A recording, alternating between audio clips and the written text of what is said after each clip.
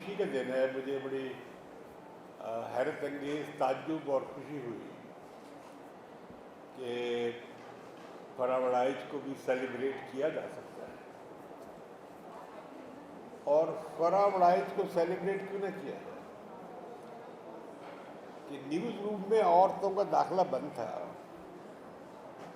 صحافت میں زیادہ سے زیادہ اڑان کی گئی تو ایک لیڈی رپورٹر نکالی گئی. ایک لیڈی رپورٹر ہوتی ہے جس پہ مجھے بڑا اعتراض تھا کہ لیڈی رپورٹر کیا ہوگا. رپورٹر یہ نہیں کہ میڈیا کے پروفیشن میں عورتیں ٹاپ پہ نہیں تھیں.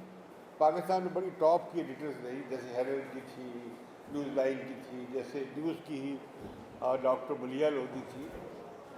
لیکن انہیں پہلے تو یہ ہے کہ خاتون نیوز ایڈیٹر, اور وہ بھی کس کی, جنگ اخبار کی. اور مجھے اگر ایک لفظ استعمال کرنے کی اجازت دے کہ وہ جو جنگ کا نیوز روم تھا وہ بڑا خوفناک نیوز روم تھا. وہاں کسی خاتون کا بیٹھنا بہت مشکل تھا. میں انہیں ہر روز دیکھتا تھا آتے جاتے, کیونکہ میرا دفتر نیوز میں اوپر ہوتا تھا. ایک خاتون بیٹھی ہے, جم کے بیٹھی ہے, اسے کوئی پرواہ نہیں ہے اس کے دائیں طرف کون ہے, اس کے بائیں طرف کون ہے. اور میں نے اسے دیکھا کہ جیسے یہ بالکل ساکت ہے. بڑا روب تھا ان کا وہاں پہ. ایک تو عورت ہو رہا, پھر پروفیشنل نہیں بنوانا اپنے آپ کو. میں سمجھتا ہوں کہ انہوں نے وہ جینڈر کی جو تھی ایک سیلنگ وہ توڑ دی کہ عورتیں یہ کر سکتی ہیں, اور انہوں نے بڑی ایمانداری سے کیا اور بڑا پروفیشنل کیا. یہ بتانا چاہوں گا کہ یہ سیپا کی بڑی بنیادی اراکین میں سے رہی ہے اور بڑی ایکٹیو رہی ہیں ہمارے ساتھ سیپا کے فرنٹ پہ. اور یہ جنگ بہت کنگال ہو گیا جب انہوں نے جنگ کو چھوڑا.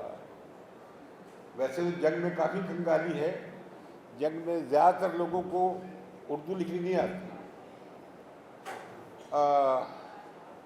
میں اس میں بڑا حیران ہوتا تھا کہ یہ یار اردو کے جرنلسٹ ہیں, اردو لکھنی نہیں آتی. تو میں سمجھتا ہوں کہ یہ ایک اچھی مثال قائم کی انہوں نے. اور میں خواتین کو خاص طور پہ کہنا چاہتا ہوں کہ آپ ہر شعبے میں عورتیں آئیں تو بڑا رول پلے کر سکتی ہیں. اس تو دنیا میں یہ جو بحث چلی ہے بڑی, اب دیکھیں نا یہ جو فلوٹیلا ہے جو میڈیٹرینین میں اور غزہ کے قریب پہنچتے پہنچتے وہ اسرائیلی نیوی شپس انہیں لے گئے ہیں اغوا کر کے. اسے لیڈ کون کر رہی ہے؟ گریٹا تھنبرگ, وہ جو انوائرمنٹلسٹ لڑکی ہے. آج وہ ہیرو ہے تمام دنیا میں. اور آپ کو معلوم ہے کہ آج پورے یورپ میں مظاہرے ہیں.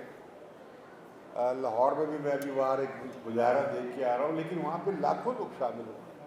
ترکی بالکل, اٹلی بالکل بند ہو گیا ہے, جمعے کو پھر مکمل ہڑتال ہے. اسی طرح اسپین میں, پیرس میں, ہر جگہ, نیدرلینڈس میں بڑے میسو ایجوکیشن ہو رہا ہے اور ان کی سیکیورٹی کے لیے.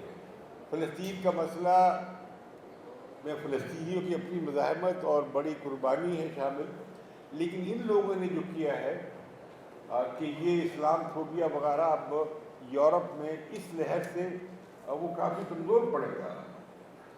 اور مسلمانوں میں بھی یہ بات آنی چاہیے کہ مسلمانوں سے زیادہ تو فلسطینیوں کے لیے یورپ کے نوجوان اور لڑکے لڑکیاں کھڑے ہوئے. وہ کہ ایک بڑا ہی بہودہ معاہدے پہ دستخط انگوٹھے لگائے ہیں 8 مسلم ملکوں نے, لیکن لگتا یہ ہے کہ یہ جو فلسطینیوں کی جدوجہد کو دوبارہ سے اس کا گلا مروڑنے کی جو کوشش ہوئی ہے وہ پتہ نہیں کہ 70 کامیاب ہوگی. لیکن فلسطینی ایک نئی جو ہے طرح کی کالونی جس میں ٹرمپ بھی شامل ہے, شاید اس کا حصہ نہ بنے. ان کی مزاحمت جاری رہے گی. تو میں یہ بات اس لیے کر رہا ہوں کہ آج پورے دنیا میں یہ ہو رہا ہے, اور کشمیر میں بھی ہمارے یہاں بہت بڑی ایک ایجوکیشن ہو رہی ہے.